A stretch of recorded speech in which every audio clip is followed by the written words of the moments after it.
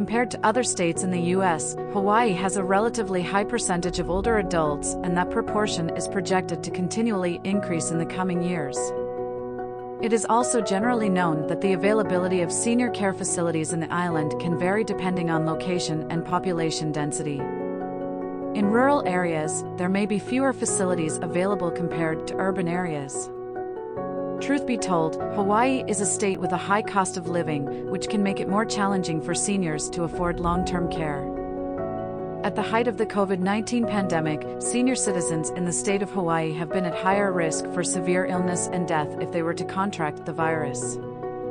This is because older adults are more likely to have underlying health conditions that can make them more vulnerable to the virus.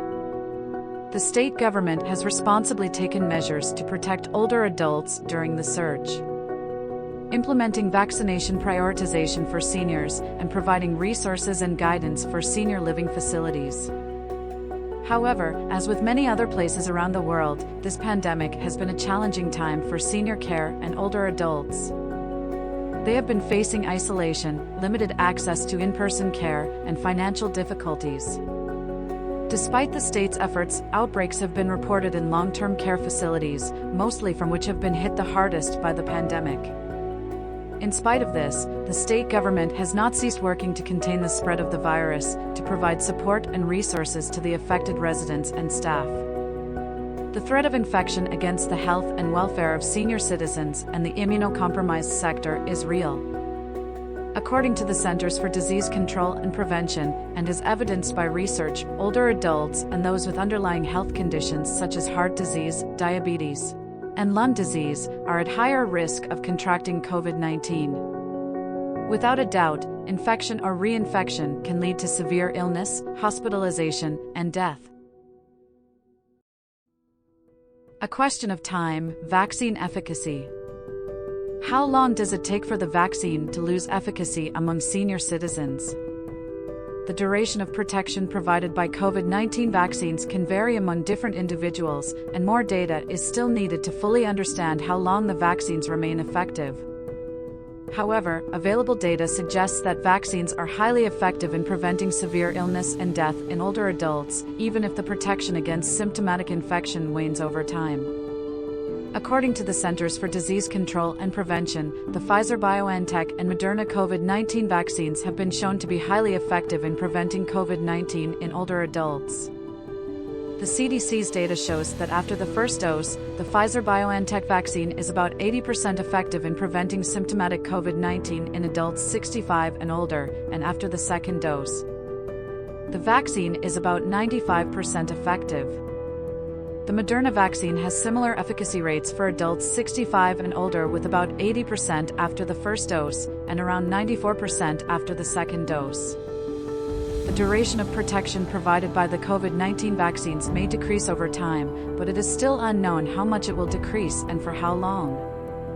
The CDC and the FDA are closely monitoring the vaccine safety and efficacy data and will update the recommendations as needed. Even if the vaccines lose some of their efficacy over time, they still provide protection against severe illness and death, which are the most important outcomes.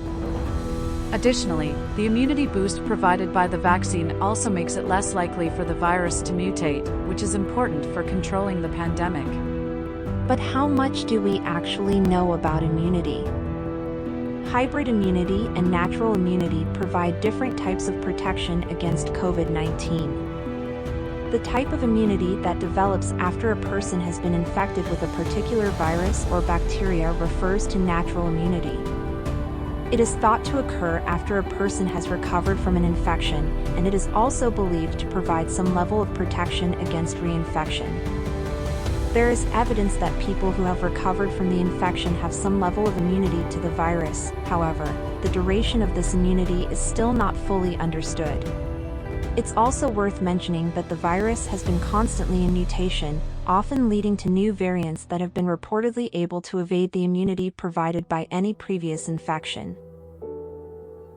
Hybrid immunity refers to the combination of immunity from a previous infection and immunity from vaccination.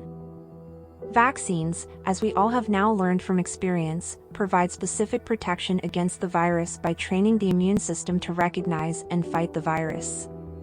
having hybrid immunity is considered to provide better protection against COVID-19 than natural immunity alone. Suffice to say, getting vaccinated is a safe and effective way to stay protected from the most severe consequences.